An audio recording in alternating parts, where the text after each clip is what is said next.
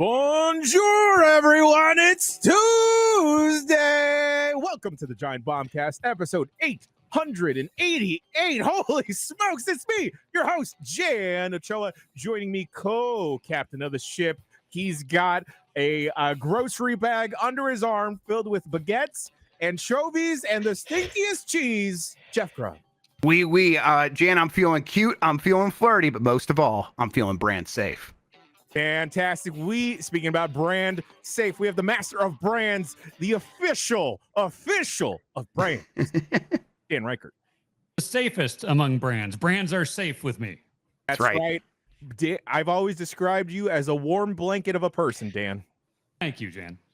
But we Dan's got to be on high alert around this. Oh no, shoot, gentlemen, because he's the bad boy of Green's Mike Benatti. Well, golly gee, I'm just a real rascal, and I don't know if I can really adhere to all this brand safety nonsense I've been hearing so much about. Oh, no! Stand back! Wow! I'm going to set the tone right away. None of that, Mike Benatti. That was too sarcastic, right? Was that a Mike? Yes, I can't trust this man. Well, certainly not on a live stream. Absolutely not. You know, it's a good thing you did something, because like I was maybe feeling a swear or a slur coming on. Oh no. So. Okay, hold the phone. It's not a shoot whistle. You have a button. He's got a button. It's pretty good. I tell you what, he timed it so well. He timed it so well. Yeah. Enough malarkey. We need to go over some rules here, folks. That's right. I've taken on a new role at the Fandom Corporation. It's a very important one that everyone will love. That's right. I'm the PG-13 referee. Oh, really? Can I test something? Dang. Damn. Shit. Stop. Okay. Let me go over this. All right. I have the guidelines provided by the Fandom Corporation of PG-13 for the purposes of, folks, put your hands in. You ready? Yeah. Yep. All 3, 2, 1. Brand safety. That's right, fan guardians. Okay, here are the guidelines for PG-13. Language.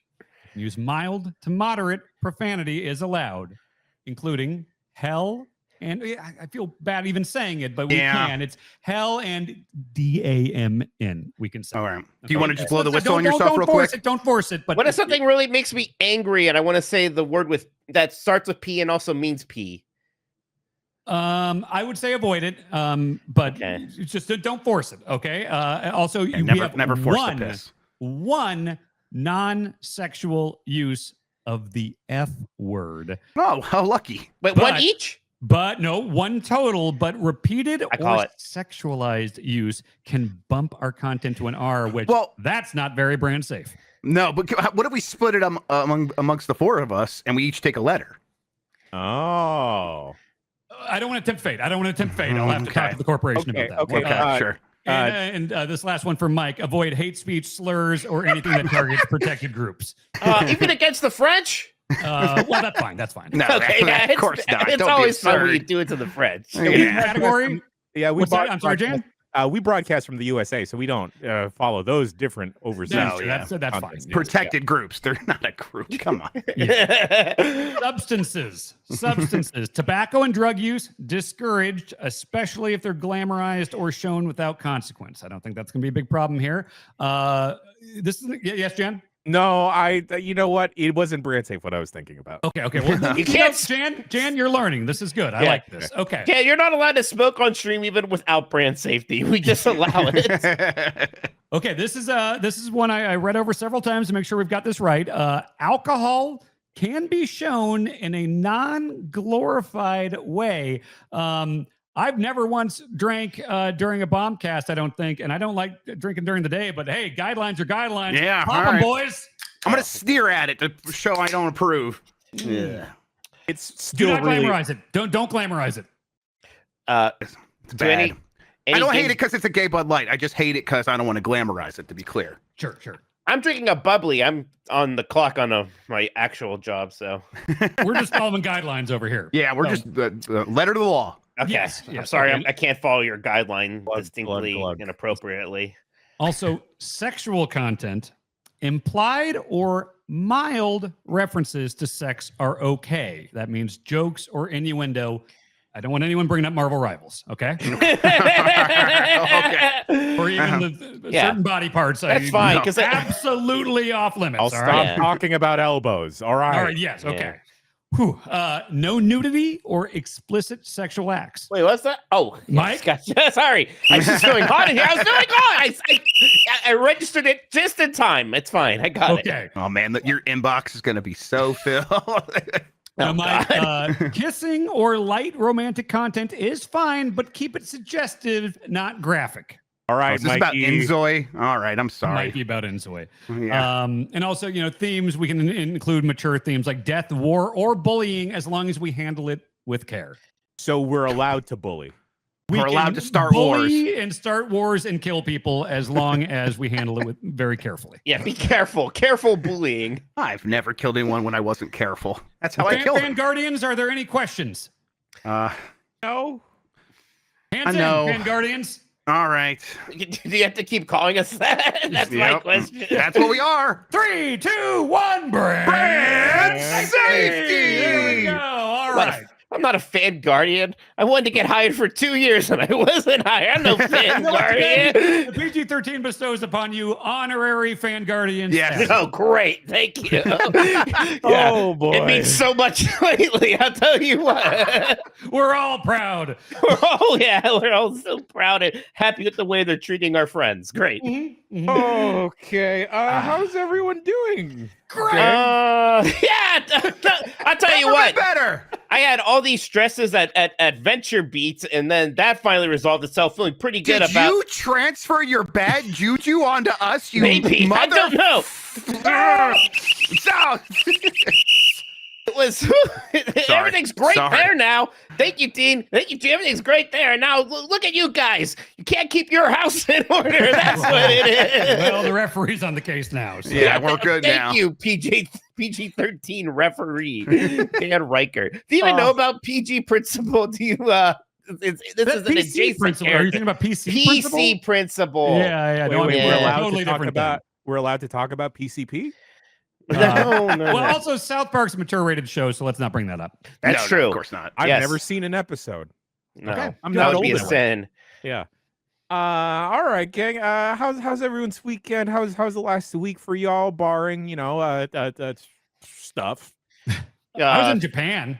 Oh, that's right. Right. Yeah. Right. I did forget. I forgot. A lifetime ago. Yeah. Yeah. A lot of this is going down while you're over there. That'd be fun. Bunch of weird time zone odd conversations on Discord and everything. Yeah. But, I spent I can't talk about the game until May 8th, where I will have a preview up on GameSpot.com. You can say where you were, right? Because I was at Kojima Productions. Yes. Okay. Yeah. All right. So just look out for that. That'll be coming. It was a wild press trip, in that the amount of access we had to the game, and also the embargo stuff is not like, I can talk very openly about it once May 8th comes up. So okay. I don't want to break embargo here. That game's weird. Whoa, okay, Dan, careful. Whoa, Dan. Wait a second. Did you just say you're not allowed to talk about what game it was? No, he did. He can. Okay, I was worried. For a second, I was like, "Oh, we can't say what game it is," but I was at Kojima Productions. I was like, well, what could it be? It all fizzed. Yeah. So I'll have a lot to say about it. Boy, it's a fun game to talk about. It was fun to get messages from you, like you said, at all weird hours, and you just like vaguely hinting at a variety of weird things that you were experiencing, and just being like, he literally could be making this up. Yeah. This could be nonsense, but it's like, no, it's all for it's all real. I think it's all true. Yeah. It's boy, there's just so many things. Like I told you a couple little examples and stuff, but just wait till I can talk openly about the stuff I saw. And I can't wait. I cannot wait. I don't remember the last time I was this excited for a game. What was your journey with the first one? I'm trying to remember what your thoughts were. I think the first one, I just bounced off because I thought it was too weird, and then I eventually circled back with the director's cut, and then I don't want to say I fell in love with the game, but then I think on a weirder level, maybe I was in a different part of my life, I understood it better. Okay. Yeah. That doesn't mean that the story isn't complete gobbledygook nonsense. No, of course not. Yeah. But I was like, all right, Kojima, I understand what you were cooking here. I will hold my tongue a little bit here because there's so much I want to say, but I will wait till the embargo is up. I cannot wait. I cannot wait. And I'll say it then if we still have a podcast. Gang, you know what's very entertaining? What? Children's theater. Oh. I don't believe you. Yeah, you know, my niece invited me to her little production of Lion King, and her I guess her father told me, Jan, it's gonna be Lion King Jr. I'm like, okay, what does that mean? Do they not kill Mufasa? They also don't say slurs in that version. And then I get there, I'm looking at the program, and it said, this is Lion King Jr. It's an interpretation of the hit Broadway musical Lion King, except it's set in the 1980s in New York, the urban jungle. Oh, my brother did like college theater, and that they played that trick all the time because you save a lot on costuming and set design when it's all contemporary-esque all of a sudden. So it's the story and it's with like humans, but okay, so you're not dressing up like a lion. Okay. Yeah, I don't think they have kings in LA though. I bet somebody will tell me I'm wrong, but I was just is where those are. Yeah, there's literally the Los Angeles Kings. This is NHL erasure. How dare you? They're in the playoffs right now. I'm gonna call Bacalar. I was just trying to be a supportive uncle, but the whole time I'm thinking like, all right, they're supposed to be in New York, but they still have this weird hierarchical system where people are bowing to, I guess, just a dude and a lady and their baby. And you know, they were the director of the show was like an adult from an external theater program, very all about, you know, we've taken great care to adapt Lion King to be in the 1980s with these kids. And the way that Mufasa dies in the original movie is that he's trampled by a stampede of wildebeests, correct? Mm-hmm. Got it. Yeah. Lincoln Tunnel cars. Come on, that's got to be it. Mufasa took Simba to a Taylor Swift merch line. No. Oh, come on. At least make it Travis Scott to be realistic. Come on. And he got trampled to death by Swifties. Yeah. So here is this little like fifth grader like getting pretend trampled by all these Swifties, and then he's just like crawling like Simba, and then just like face plants, and it was great. It was great. But also, I kind of don't like the implication that Timon and Pumbaa are like magical unhoused people that watch over. Yeah, I was about to ask. Like, I think I know what they do with Timon and Pumbaa. They still just eat bugs. Yeah, they still eat bugs. God. Oh no. Yeah, 10 out of 10 though. These kids, sure, they got the acting bug in them. They got that bug. That's beautiful. Anything else pop off before we talk about video games, gang? No, I always have like some pre-trip stress, and when I'm leaving for Disney and just 2 days now, so just trying to get stuff done. It's a long trip, which is both, you know, I'm excited. I need a vacation, but it is also like, oh, what's gonna happen while I'm gone, right? So are you in? You've referred to getting into Disney shape before, like yes. Long walks and stuff like that. Yeah, I've been going on lots of walks. So I think I'm okay. The new shoes I got, I think, have helped a lot with my on cloud. My on clouds, because my ankle was hurt, and I found out I have a bone spur there. So like the guy gave me like lifts for my old shoes, and those are kind of uncomfortable, but they were helping. These on clouds are just super padded shoes, and I feel pretty good in them. So I think I'll be okay. I'm sure I'm still going to be tired, and maybe there'll just be some days where it's like, you know, like day 8. Like, hey, maybe I'll take it a little easy this day and not have to do open to close theme park stuff. We'll see. Have you talked to your dad about getting some gimmicks, maybe? Well, I'll tell you what. I still have some steroids left over from. Oh, hell yeah. German stuff? And I'm not saying I'm going to take them, and I would definitely not advocate drug abuse on a PG-13 program. Of course not. Okay. But this is prescribed. Right. These are prescribed from when I needed them, and to be clear, I do not now. But I might bring them just in case I suddenly need them. And if they happen to be prescribed to me again by a nearby doctor, then I just won't have to. In the state of Florida. Okay. Yes. I think my dad actually does have his license in Florida. I don't. He should do that for some reason. I don't know. All of us in Ohio eventually hear the siren call of moving to Florida. So I think he's just getting ready.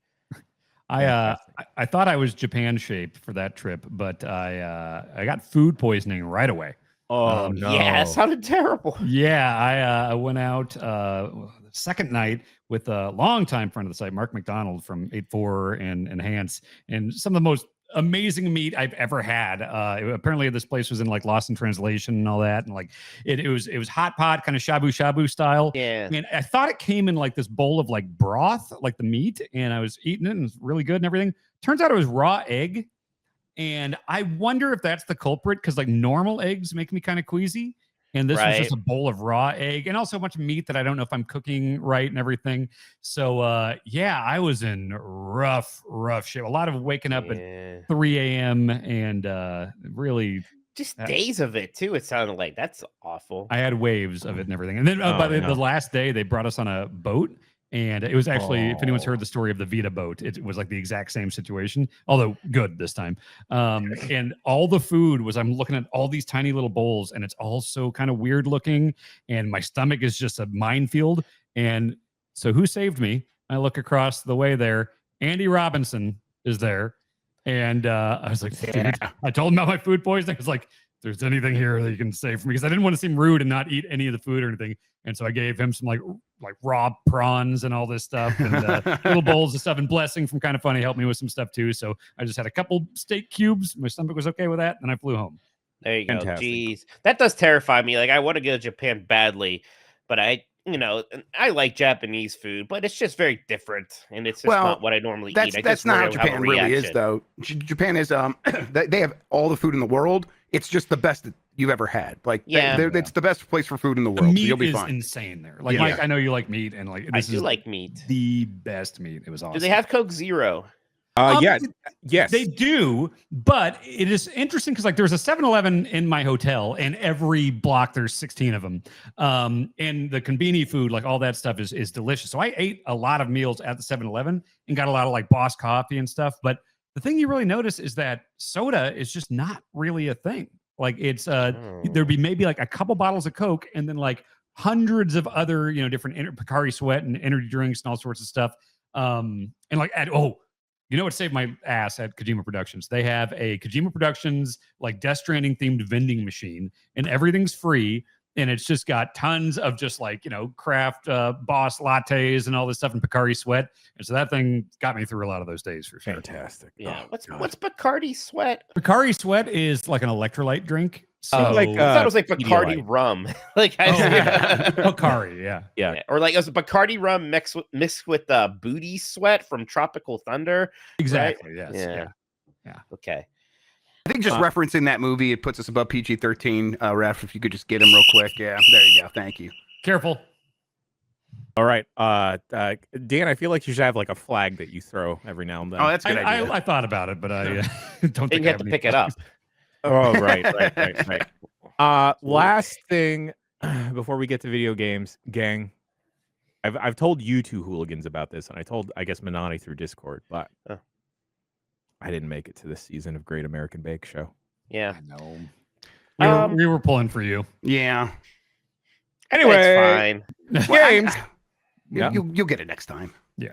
I know how you feel. Did I ever tell you all that I was we got picked to do a Disney trivia show one time, and then like it didn't happen because of the pandemic and other reasons. So I understand your disappointment. That would have been fantastic. Well, y'all would have steamrolled over everything. Oh, we were like, not to sound pretentious, but yeah, they were basically talking to us like, well, you guys are going to be front runners. And we were kind of like preparing. Oh, you would have loved that so much. Do you think the competition organized COVID so they wouldn't have to go up against you? Do you think they're responsible? Oh, that's it. They got access to the lab. Yeah, they got access to the. How are conspiracy theories, Dan? Are those okay? I was just scanning the Guardian or the guidelines completely in the clear. How many 9/11 jokes? Any thoughts on the moon landing? Yeah, definitely. What Fake. moon landing? Am I right? Come on. Steel beams can't melt moon landings. Yeah, there you go. There you go. All right, and with that, let's talk about video games.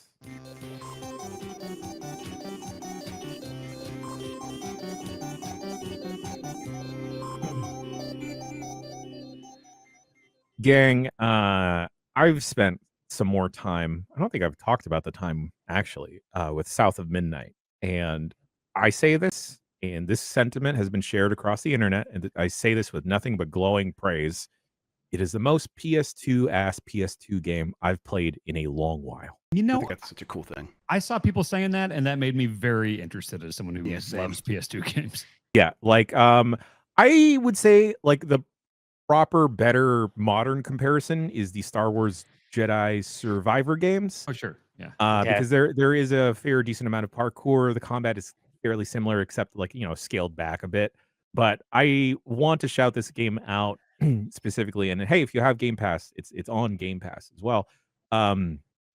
This is such, in my limited knowledge, such an interesting look at this part of America and this part of folklore in, like, you know, like the South or like Louisiana, right? And we don't often see that portrayed in video games, especially. You know, there's Princess and the Frog. More recently, there's a movie. I'm glad Sinners. you brought it up before I did. Don't worry, Mikey. I saw you itching. I was like, don't mention. I didn't want you to drop your one F-bomb this early. Yeah. Save it. And Non-sexual. yeah, like, it is such a cool game that gets to share a very distinct look at a part of America and like a part in a specific group where, you know, the folklore is kind of joked around about a lot in modern media or has been. So giving it the actual love and attention and like the grace of it, I feel like means a lot. And I hope that this inspires like other people from the origins or from the region, I should say, to like, you know, go make a game. Go try and make a game, because like this perspective that is presented in South of Midnight should there should be more of it. And you know, on top of that, it's a pretty good game. Also, it reminds me of that PS4 game. Was it Kaya? Kenna Bridge of Spirits? Yes. That was a PS5 like launch game thingy, right? Yeah. Oh, wow. Yeah, Kenna. And Like Bridge of Spirits. the gameplay loop fairly similar. You know, like it is an action adventure game. And also just the, I guess, stop motion or the puppetry that is involved with like the cutscenes and the external characters. Masterful work. It feels like it's pulled straight out of like a Leica film. Oh, cool. And it is an easy recommend. From my understanding, it also isn't that long of a game, so I may actually be further than I think I am. South of Midnight, if you have Game Pass, it is an easy rec to burn through a couple hours. Yeah. Okay. I guess I'm really interested with the way the game looks and some of the stuff you're talking about, the PS2-ness. My big hesitation has always been that I thought the combat looked a little, maybe, I don't know, bland sounds unfair, but doesn't stand out. And I'm like, well, I imagine that's a lot of what you do in this game. So it's just one reason why I haven't jumped on this yet when I have other things that I'm excited about playing right now. Yeah, this it feels like this year's like AA game, right? Mm-hmm. Okay. And I don't quite remember what last year's would have been. Where, like, you know, it's a game that kind of flows right underneath the radar, because there's nothing particularly bad about it. And like the performances are very good. It plays just fine. Normally, like the jittery framiness kind of bugs me, so sometimes I can't get into the Just Spider-Verse, deliberate, right? which is deliberate. Yeah. It's Spider-Verse style. Yeah. O2s. I prefer to say Doll Man style. Which, Oh, my bad. once I can talk Yeah, about Doll God. Man, you just wait. That's my guy. That's my guy. Teasing me about Doll Man. Doll Just Man. I'm gonna have you things to wait. say about Doll Man. God, I'm already in love.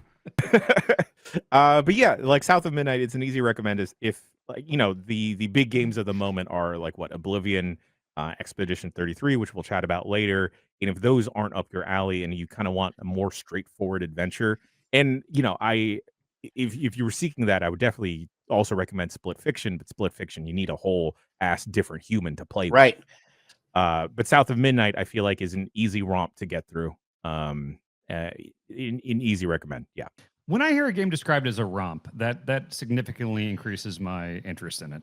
I like romps a lot. Yeah, War Fantasio's a romp. That's not going to work, Mike. Mikey, no way it's a romp. The man knows a romp when he sees it. All right. On site, I know a romp. Yeah. Yeah. And I don't know. I think it's a fun comparison when someone describes something as a PS2 game, right? Yep. Yes. Like that doesn't have any negative connotations, and it's funny that I like immediately can clock what they mean when someone has that comparison.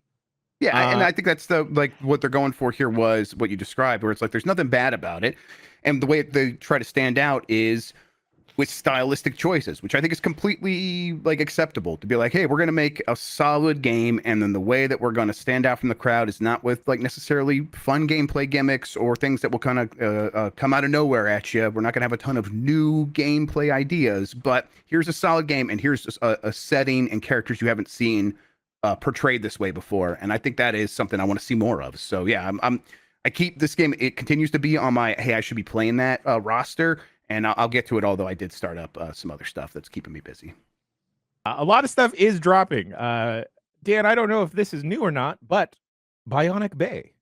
Bionic Bay is great. I just got like an email about this. I had not really heard about it, and I was intrigued, and I was loading my Steam Deck up with stuff for the flights to and from Japan. And I don't know the pedigree of who made this, but it very much feels in that vein of Limbo or Inside of like, 2D, very stylized, like a lot of vibes going on with this game, but very physics, puzzly, platformy action. And I knew I was going to like it when immediately, like, there's this like dive, jump, dive thing you can do. And my first thought was like the Mario Odyssey, like hat dive thing. And it felt so good. There's a great momentum to it. But then you also start getting these gimmicks of, warp, like you can place a charge or like a little pulse thing on an item, and then you can press L1 to warp with it. So there's a lot of stuff of, it's one of those things that's hard to describe, but like if you just watch like a trailer of Bionic Bay, you'll see a lot of gravity stuff and physics stuff warping around. And it's a lot of like coming up to an area and being like, how the hell am I supposed to get across this gap? Or how am I supposed to get through this lava waterfall or something? And then you realize what you have at your disposal. And then it's puzzles, it's platforming, and it's got an incredible look and sound to it. There's almost like the story is very, very sparse. It's one of those like things like a Half-Life where it's just like, experiment went wrong. Now everything's screwed up. And we got to find our way through it. I would very much recommend it. It's great on Steam Deck. Really been having a good time with it. This looks really, really cool. Actually. It's awesome. Yeah, I'm going to try this.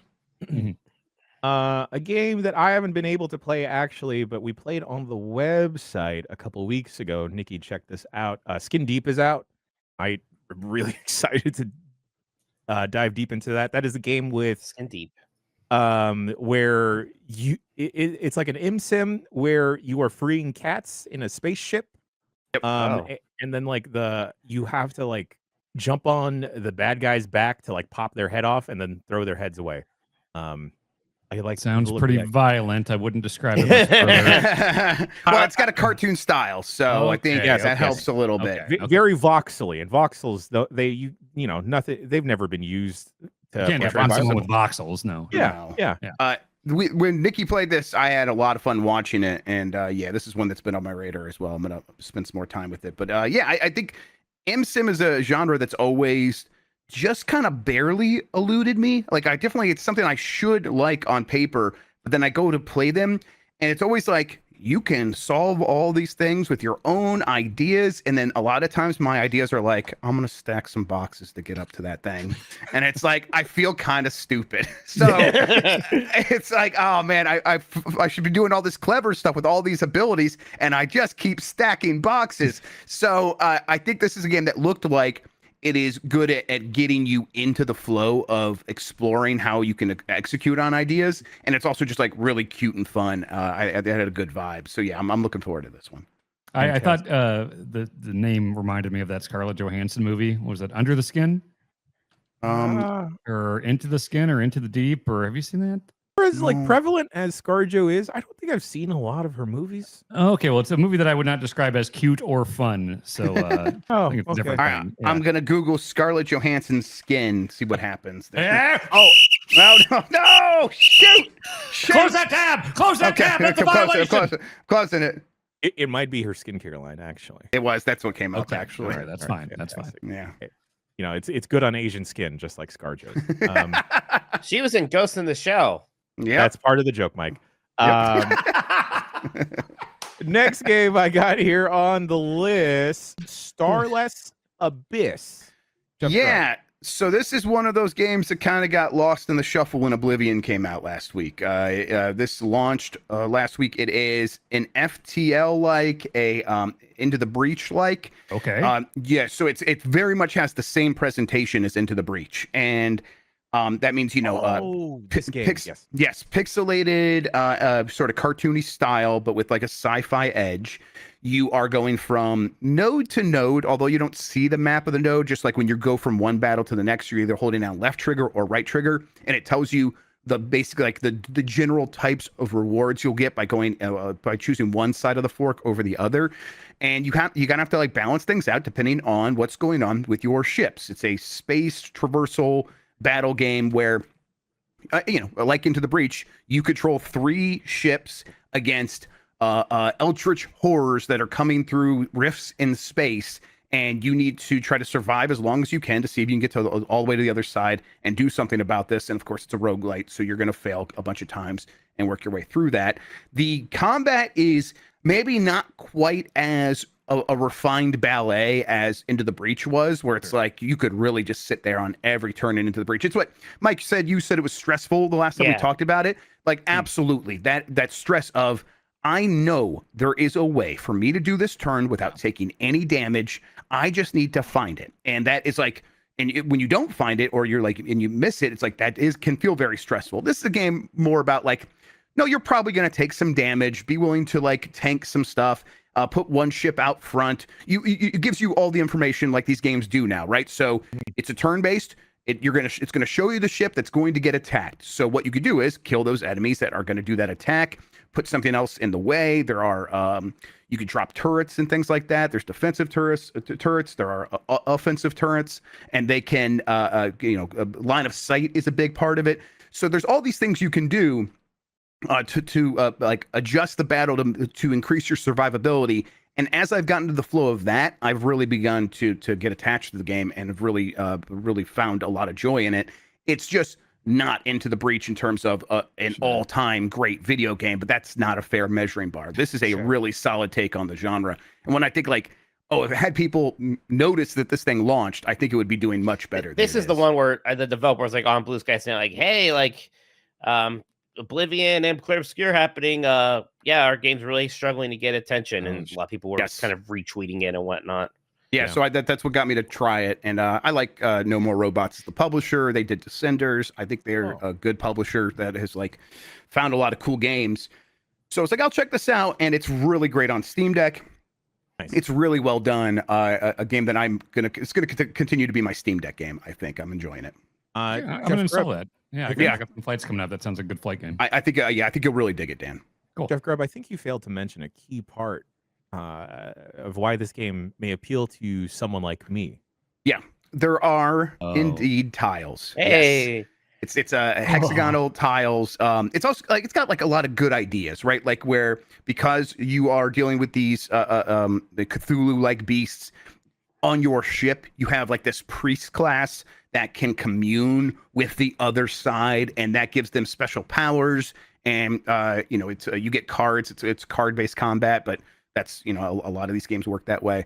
But during certain special segments on the traversal part where you're going from node to node, every once in a while you'll get to this part where it's like, here, go ahead and select this horror card that can unlock something, but it's a risk reward. If something goes bad, something bad will happen to you. Something goes good, though, it can really help you take on these demonic beasts, and all that stuff is just really well done. And there's like even like a little bit of a mini version of that where you get 3 choices and you have like a set of dice. Now you don't roll the dice; they're just kind of set there. But if the number on the dice is higher than the number next to one of these options, you can put it on there. It'll give you a 100% chance to get that thing. If you don't have any of those, you can put on a dice that is lower than that number. It'll give you a 50% chance.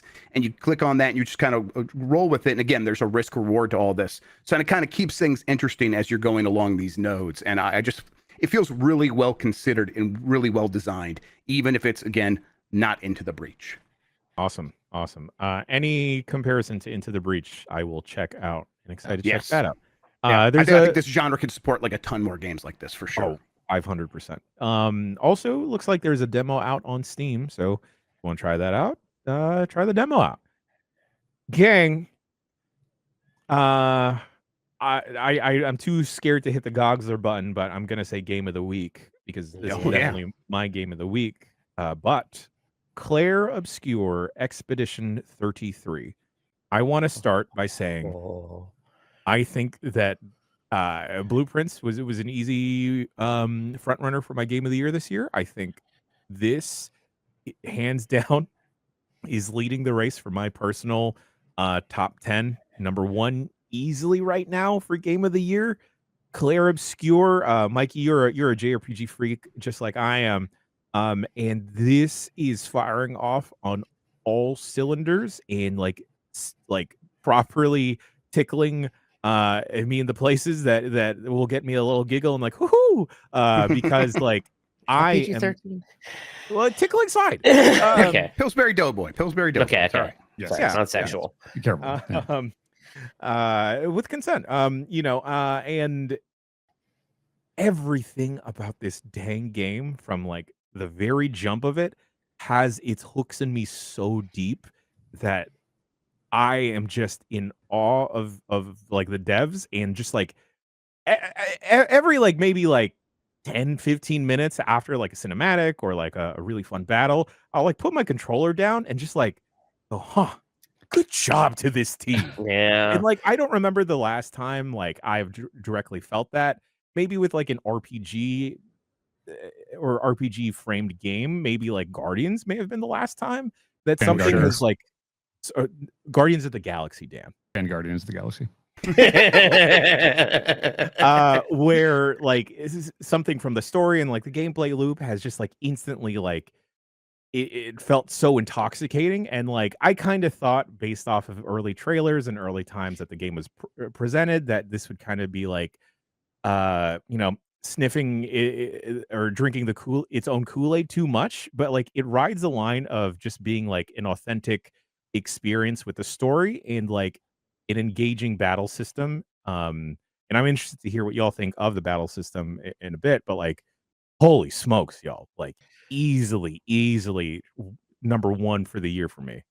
It is so freaking good. And it's funny because like I think about Dan a lot when I'm playing this, because Dan doesn't like these kind of games generally. He's liked ones with the word Mario in the title. And I'm like, I think if Dan was ever to like one of these, this would be it, because the combat is very good. And it is like the Mario games where, yes, when you're attacking, you're pushing buttons, but it's really the defensive options where there's some of this Souls-like influence where it's about reading enemy patterns and like kind of learning them. And you can dodge, but if you time like the parry button really well, it's usually not just one hit. If you can parry all 3 hits, then you do a big counter attack, and that's a lot of damage, but it's hard to do. So maybe you try to parry the first one and then you miss. Well, now it's safer just to start dodging the rest of the attacks at that point. So all of this interesting stuff there, but also like, because it is this French thing and the game's taken so seriously, it's not weeby, right? It's not pervy like these games often kind of can be. Things like that. Oh, Dan looks I'm ready. You're ready. Dan's ready with the whistle there.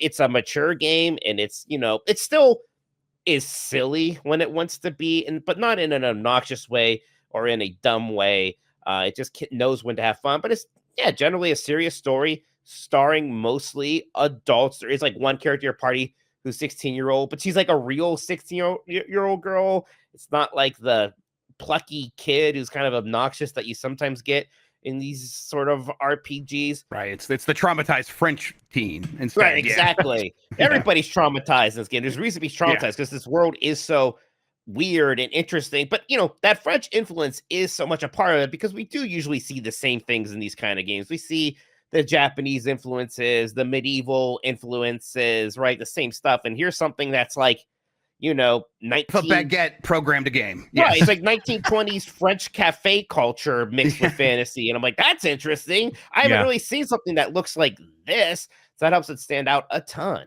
I gotta say that's what's made me intrigued is like Bonk is playing it, and I'll walk through the room or sit on the couch and watch a little bit, and there is something about like I think part of what turned me off of like traditional RPGs is just the fantasy setting, and just seeing this be so weird, just unabashedly weird. And then also I was like, oh, there's combat and she's doing like timing based stuff and everything. It's like, oh, this might actually be one I could get into. And so I do think I might be about to start that game. And like even the Dark Soul influences, it's not just about the parrying and the dodging, the items, the way that works, right? Where you have potions and revive potions, but instead of that being something you buy at shops, you have a set amount of them. And there's basically campfires like in Dark Souls or in Elden Ring. And when you go to one of those, that's where you can get your health back, you can save, and you can respawn enemies, but also, refills those potions. And if you explore the areas, you can maybe find an extra charge of a potion or one that makes them stronger. So that stuff is very Dark Souls-like. But aside from that, but also very streamlined for the genre, right? Yeah, it's kind of like I don't ever want to buy a potion again. Actually, yes, for real. Yeah. I mean, like, unless they make it interesting in its own way. But it's like, if you're not going to do that, clearly this is the solution. Just make it very clear that I have these charges, and if I'm not using them and I go to a save point, I should have used it, and like we've survived a little bit longer. It's really well done. The pacing is just very good. Where even from the beginning, you still get to do some of the combat stuff, and there's some setup, but one, it's very interesting because this world is so weird. These characters are cool. And you can kind of linger or move on as much as you want, even from that beginning section, but you'll get going relatively quickly for one of these kind of games. And even from what I'm hearing, like so many of these games now are like 80 to 100 hours long. I'm hearing like 30 to 40 for this one, and that is so refreshing. Yeah, because like I really wanted to fall in love with Final Fantasy VII. Gosh, what is the second one? Rebirth. Yeah. But after a while, just seeing how much time I had already invested and how much time I knew was left to go, just felt so daunting and debilitating. But knowing that, like, and feeling that this is like a quick, snappy pace, and it is paced very well. The performances are also very good. Is Charlie Cox? That's his last name, Cox. Is he English? Yes. Okay. Yes, he's English. I had no idea. Yep. I only knew him from Daredevil. Friend of the site. Ben Starr is also in it, and he's doing a bang up job as well with his performance. Shadowheart's here. Yeah. But oh man, I don't know, gang. I love the Persona series. It's been near and dear to my heart for forever now. But I think after playing something like Infinite Wealth and having a story, good point, that centers around like a group of adults, and I know that you do have a party member like Mikey mentioned that is like 16, but the main cast or majority of everyone is adults. It's easier for me to start to buy into the story, and then maybe where I'm at in my personal life, hearing that like everyone that is 33 is going to get banished from the world, and kind of get relatable. Exactly. Being 33, I'm like, oh no. But the themes that it's pushing forward, it's fantastic. And like, I just cannot get over the visual trappings as well. I know some people have, sorry, Mike, there are issues with like the menus, but I don't have a problem with it. That's crazy. Yeah, the menus. The menus were a little weird because at first the game's teaching you about some systems before you can even really use them. So maybe that part confused me a little bit. It wasn't a giant issue. Like there's some maybe small complaints. There's actually a lighting issue right now for me. I don't know if it's about my driver where there's some places, especially this one Mitch you can go to, where something's just broken because it basically gets pitch black sometimes. So that's just a bug. No big deal. The game looks great. It is like realistic people and faces, and that's fine. Sometimes it's a little bit of that Unreal Engine face thing, It's very like standard Unreal, right? Where it's like so realistic, and then there's some awkwardness to the movement. And I don't Like the hair kind of looks like wigs sometimes. Like popping into costumes. Yeah, for sure. They look so good. There's a little bit of that weirdness. Good enough, whereas like the world looks amazing. So whatever, it all bounces out to looking great ultimately there. Yeah, and go ahead, Grubb. I was gonna say, so for me, it's like this game is just dripping. It's dripping with the juice across the board. It is like mother, you're dripping. Like, no, you're all stylish, dripping with mud. Oh no, I can't even. Worse. All right. Well, it's very stylish, is what I'll say. Everything pops. Anytime you do anything, every action just leaps off the screen. It makes it feel so alive, which is huge for the combat, because the combat just immediately is rewarding to do anything, even before you get into the flow state of going from one action to the other and filling 1 meter so you can unlock another meter that is even more powerful and things like that. But everything just like on that side feels so well thought out, and then the presentation on top of that really just puts it over. Like it makes it so it is this game that I think after about 2 hours and I'm like 4-ish hours in now, it's like I just can't put this down now because it's like so enticing and so feels so good to play. And then for me, it's like the story is pretty good. I'm not like even necessarily there for stories in games a lot of times, but when one wins me over, it usually wins me over pretty hard, and I can feel that happening here because the writing's really solid. It's really well done, and the performances sell everything to the point where I'm like, okay, I'm invested. And I think this is key. The cutscenes don't drag on and on. They kind of they're edited down. Like they make their point, they emphasize the point emotionally, and then they kind of get out of the way. And I'm like, that seems there's probably like money restraint there. It's like, let's just like do what we need to do because we're a smaller team and we're not going to spend a ton of money on this. But whatever, it was the right choice. I think it's helps lend to the fact that this game is around 30 hours to complete, or to get to credits, which is another nice thing to hear. I think all of that kind of working in conjunction has made this game feel very playable for me. Yeah, I think having a slimmer team has just made them more, I guess, efficient with how the game is paced, and it kind of reminds me occasionally of what's Greg Kasavin's company, Supergiant? Supermassive or Supergiant. Wait. Yes. Yeah. Supermassive is Until Dawn. Yes. Okay. So Supergiant. Yeah. Supergiant, and how like the game just feels polished and edited very well. And so far in my time with the game, Clair, Obscur, Expedition 33 definitely also feels like polished and edited very well. The last thing I'll say about this game, at least for this week, probably finish it by next week, just because I like heads down on it. To use a French term, it is very, and this is combining all of the story, the overall look of the game, and the gameplay itself. It's very soigné. What? Is that a French swear? Yeah. No. Try to sneak one past us? No. It is very soigné. Soigné, when I was first introduced to the term, kind of like swaggy, Oh, it sounds like it. Okay. Swaggy. Yeah, that's fine. That's fine. Yeah. It's definitely got some pep in its step, and I think the development team behind this, it is obviously also a love letter to the genre as well, and it's great. I want more of this. I want more modern takes on JRPGs or RPGs, and I cannot wait for I hope this next wave of game developers can survive the apocalypse that is on the development side and publishing side of this industry, so we can continue to get amazing games and gems like this, like South of Midnight and everything. And it's so cool to see this game popping off, right? Even though Oblivion did get shadow dropped, and I just had that list. I forgot to talk about Oblivion.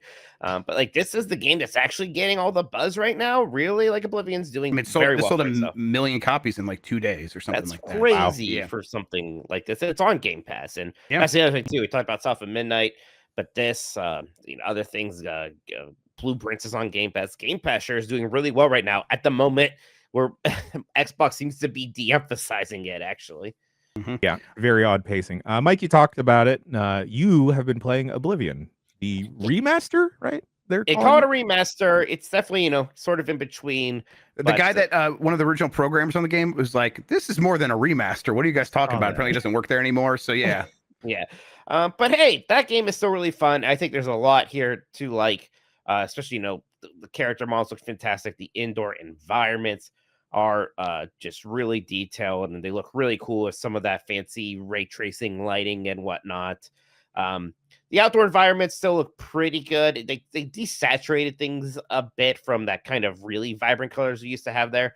Also, weird performance problems, even on very high end machines. And this seems to be a widespread thing in these outdoor environments. And they also had a very weird patch that came out on Friday that accidentally turned off, made DLSS not work anymore. And FSR, all the upscaling stuff just kind of got removed from working in the game. Yeah, so I don't know if they fixed that yet. I haven't checked in. But Oblivion is still such a good game. It is so fun to, have like that first quest, and you get out there, kind of point you to a town. And even on your way there's like 5 caves. You just start exploring and seeing what's going on. Then you get to this town and it's like, okay, yeah, so that quest is progressing. But the countess at this castle is like, somebody stole a painting and I want you to get to the bottom of this. So this is like kind of this weird other quest where I'm investigating. And then there's a farmer. He's like, my sons are going to go fight a bunch of goblins. I'm too old, so you got to go help them. It's like, yeah, just gosh, all these different threads start unraveling. And it's like, hey, the fighter guild's in town. Join them, and they'll tell you to go there to start that quest line. So it is still just amazing to have this kind of freedom. It is also a little funny to look at the map and kind of walk for a bit and be like, man, in my mind, this was massive, this world. And it still is big enough, but it's like, wow, we really did just get exponentially bigger and bigger, probably too big. But because of that, like, I'm almost surprised, like, oh man, this isn't as big as I remember. Not that I'm not complaining, but again, my mind just went on forever. That was definitely that like arms race era of just like, you would show like, oh, Just Cause 2, and here's the map, and here's Oblivion's tiny little crappy map in there. Yeah. That's how we ended up with like, I think Assassin's Creed Valhalla, almost all of us can agree. It's like, well, we went too far with this. We went too far. It's too big. Nobody likes it this big. Don't whistle. But I've been having those performance issues as well. Can I ask you, are you guys having any performance issues with Clair Obscur? Frame rate wise, I'm not super sure because I'm also every time I played it, I've been streaming, so I don't know if I've been. Oh, sure. So it work great on Steam Deck.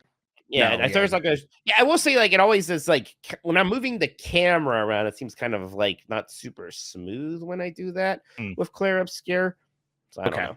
I had a frame rate counter. I was like in the 30s and 40s a lot. I'm like, is there something wrong with my computer or the game? I've also had a couple of crashes on both Oblivion and Clair Obscur. They're both Unreal Engine games, so like it could just be my CPU dying. I don't know. It's driving me crazy though. But Oblivion, you're right. Like the organic way that the world reveals itself and the quests reveal themselves to you is so well done.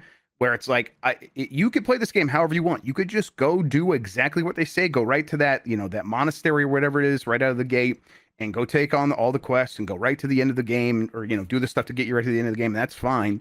But of course, I'm just gonna immediately go do my own thing. I'm like already trying to, like the first place I went, I'm like, I think I remember where the jewelry store is in town. I went to the jewelry store and I picked the lock. I got good at lock picking again because I remember kind of figuring out the trick there.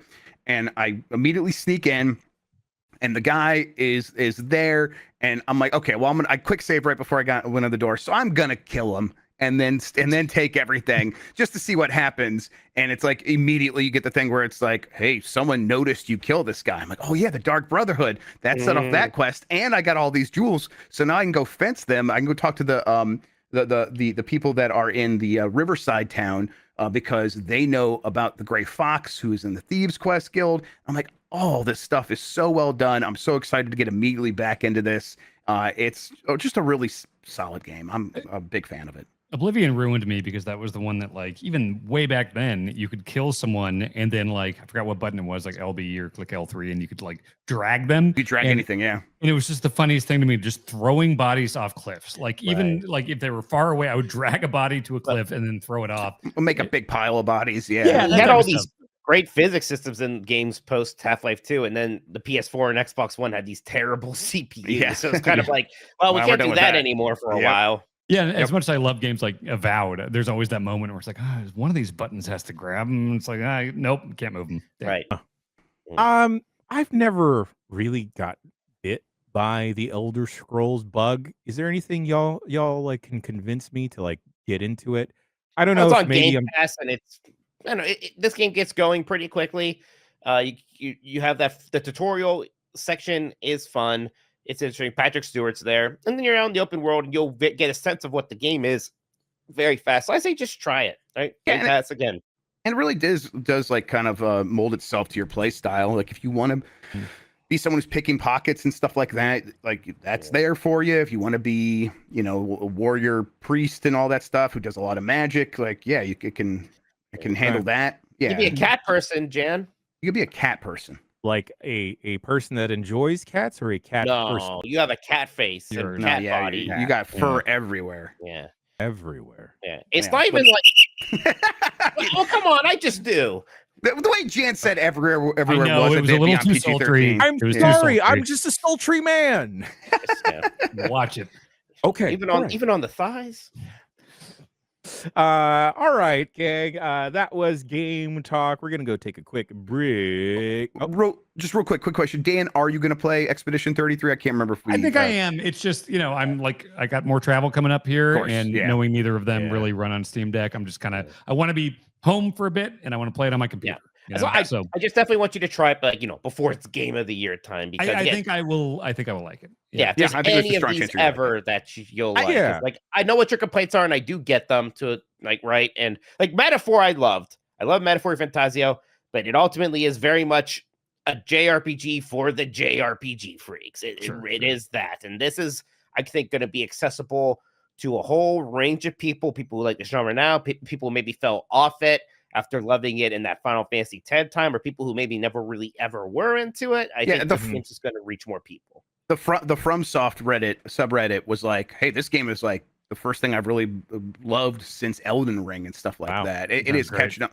It's catching on with a lot of people. I think it's going to crack open the genre. It is like it's going to filter back into those teams that make the JRPGs for JRPG fans. And I think they're going to be like, you know what? Let's just, not that we dislike anything we've made, but this maybe emboldens us to like try some other stuff and like maybe appeal to people we didn't think were even playing our game. I think it's going to be a really good thing for the genre as a whole. Yeah, I honestly hope this, shakes Square a bit and kind of gets them to reevaluate how they're going to approach the next Final Fantasy after the FF7 3R or whatever they're going to call it, Yeah, I saw some people who are like much more into Final Fantasy than I am talking about how apparently like Yuna's story in Final Fantasy X was originally supposed to be like the story of the entire game, where once you get to a certain age, everybody died. Like they're making a direct reference to like how much they loved Final Fantasy X and we're into that. And it's like, clearly inspiration on their sleeve. And it's neat to see that pay off. I'm going to say it. I think also I've never played the original Final Fantasy VII, but I'm going to say it. I think Final Fantasy X is more important. All right, we're going to take a quick break, and we'll be back with the news. Important.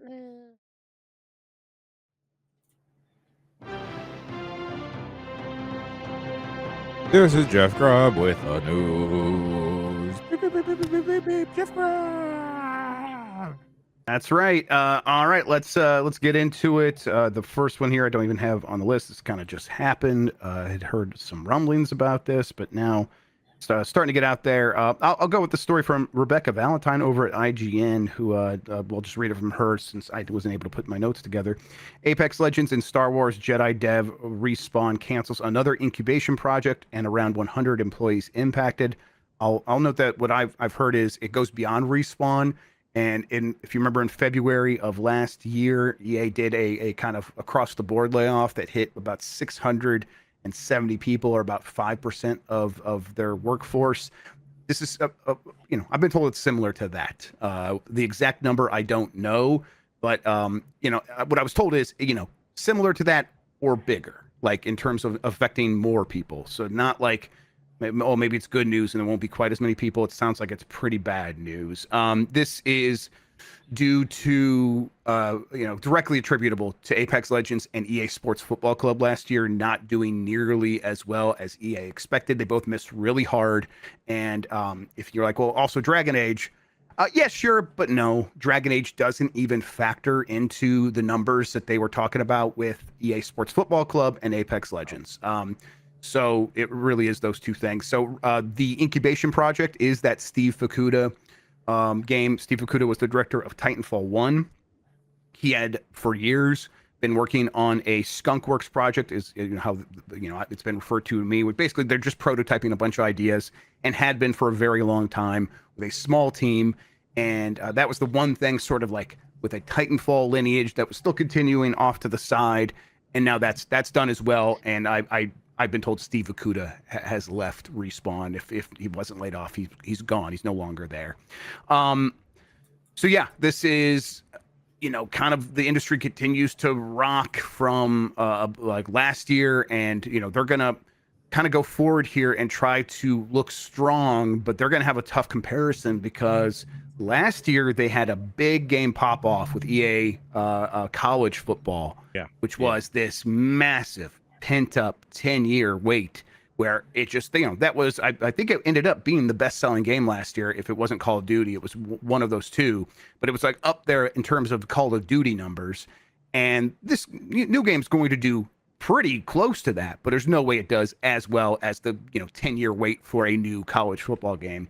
So they're going to have to kind of deal with that comparison when they're talking to investors. So one way to deal with that is pay fewer people. And I'm not saying there's a one-to-one thing there, but that is definitely something that they are probably taking into consideration.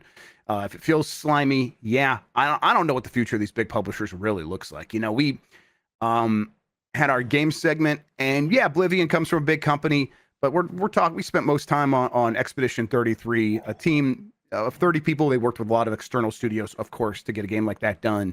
So more than 30 people worked on it. But that does feel more like the future of what gaming is than whatever EA is now. Right. And that was a lot of ex-Ubisoft people. And that game looks gorgeous in a lot of ways. I know at some points, maybe the way people look, but it's just about any way it looks good enough. 30 hours of content too, right? Which has got to be big enough. Compared to Dragon Age, right? Right. Yeah. Another Unreal RPG. Clair Obscur may have already sold more than Dragon Age. I don't know, right? Which is kind of wild to think about.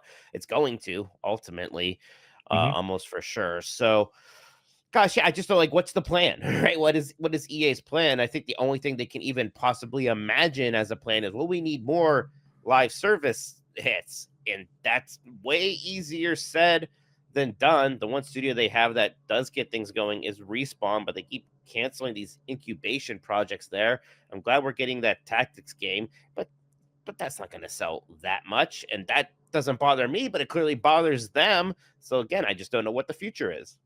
I mean, we saw this with Ubisoft prior to Assassin's Creed Shadows hitting pretty big for them this year. I don't know what these big publishers are going to do because they can't sell themselves to each other. Right. Yeah. I mean, and it seems like the big companies, Tencent and the Googles, are not necessarily out there making those big purchases anymore. Even Microsoft seems like they're done for now. Acquisition season is over. Yeah, Grubb, to the best of your understanding, what about overseas companies like Saudi Arabia? Saudi Arabia has big investment in Nintendo and in they bought Pokemon Go from Niantic. It doesn't seem like their big focus is necessarily on buying these bigger studios. They're kind of buying the medium or smaller studios, if anything. Yeah. I think these lumbering giants that kind of have to figure out what their future looks like they have to be less of a target for big investors like that for sure. And if you're working at EA as an executive and you're trying to put together proposals to big companies, you probably don't necessarily want to get to the point where it's let's go pitch ourselves to the people that run Savvy Games Group in Saudi Arabia. But even having them as a last resort, maybe that's off the table for a big company like that. So yeah, it's the survive to 25 is clearly kind of come and gone, and now it's nothing's really changed. The Switch 2 might come in here and be a factor for some things, but it feels like it's not going to really be a changing factor for a big company like EA.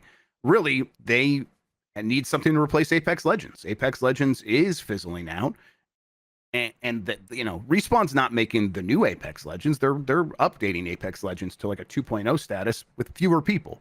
So it's kind of sounds like a lot like what's happening with Destiny, where it's like, well, let's kind of continue to ride this out and give it some more stuff, but not in the way that we used to. So, yeah. And then EA Sports Football Club. I don't know why that missed. No, wait. Is it the name alone? Yeah, maybe. Honestly, I don't know. It's. I think it might be more complicated than that. But I really have no clue. But like, they need to just sort those things out. These big money-making factories, they kind of have to fix those or replace them. And in the case of Apex Legends, like, I guess, is that Battlefield? But I don't think it's Battlefield 6. No, it's wild because I feel like out of all the battle royale games, I immediately clicked with Apex in a way that I didn't click with PUBG, and I didn't click with Fortnite initially. And then now, I do still play Fortnite on occasion, and like PUBG occasionally interests me. But since launch, I don't think I've been really had the urge to circle back to Apex. No, I've never heard anything about it in the last like year or so, maybe beyond that. That's like, wow, that sounds really exciting and interesting. What's going on over there? Let's see what's happening. Yep, I'm in the same boat. Right, and part of it's hard because like it's kind of shitty that for Fortnite, like it can be like, well, we put John Cena in. I'm like, well, that's stupid. I guess I'll go. That's a stupid reason to go play that game because I don't really want to live in that world where every game has to add in John Cena or Nicki Minaj or something just for me to care about it again. And yet it might be the hell that we have created.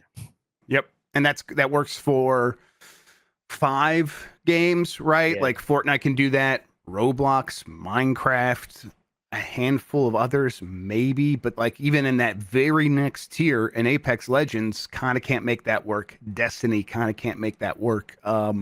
And so like what hope does anyone beneath that have? And it's like, oh, obviously there is no hope. You need to like make the money that you can make, and then get ready to move on quickly to something else because it's not going to be, you're not going to have Fortnite. That's just the case. That's the truth here. All right. These next handful of stories I think should be overshadowed about the coming date of Grand Theft Auto 6, but let's talk about what's actually happening first. The Borderlands 4 PlayStation State of Play is coming this week. PlayStation is hosting a State of Play broadcast for Borderlands 4 on April 30th. Showcasing gameplay and story details. Kind of a weird game to get a State of Play, right? Yeah, incredibly.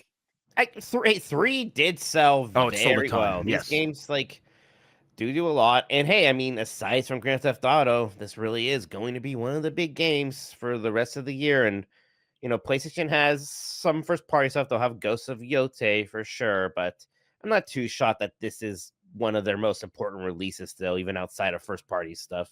Yeah, and I think you're right that it's going to be the kind of like, you add this in with the Grand Theft Auto and a Ghost of Yotei. These are the kinds of games that can maybe convince someone who's been sitting on the sideline to finally get a PS5. Because like, I'll play Borderlands with my friends, and then I'll have Ghost of Yotei over here, and then we'll all get Grand Theft Auto 6 whenever that comes out.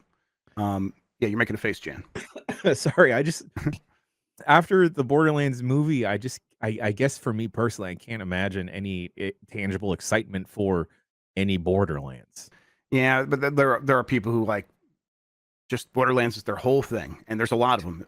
That's yeah, it's like Need for Speed. Yeah. Like well, there's just Need for Speed people out there, and there's millions a lot of Borderlands of tattoos out there. Yes. Yeah. Really? Yeah, people love Borderlands. Like they didn't want to go see the movie because it looked bad, but it's like when that bad Assassin's Creed movie came out. They still made a lot of popular Assassin's Creeds after that. Sometimes that stuff can kind of exist on its own and not really damage the brand. I know that Assassin's Creed is popular because of professional wrestler Will Ospreay. Of course. Right. Yeah. I guess I've never seen a professional wrestler out there really idolize Borderlands. That's fair. There's a bunch of bad masks on the indie scene that look like big masks. Yeah. Okay. Mm-hmm. I will say, like, even I did not touch Borderlands 3. I did not touch Tiny Tina's Wonderlands. There's a part of me, it's like, maybe I'm kind of in the mood for one of these. Yeah, I'm with you too. I have not touched one since the original Borderlands. That was the last one I played, and I haven't touched any of them since. And so it's like, am I in the mood for Borderlands 4? And the answer is like, not really, but I bet I'll have a lot of fun with it. So I'm close. It feels like a modern game. I mean, because that was the thing with 3. I really liked 1 and 2. I reviewed them really high at Game Informer. And 3 was just like, it took so long to come out. And by the time it came out, it was like, this feels so unbelievably dated, both in terms of the humor and the design.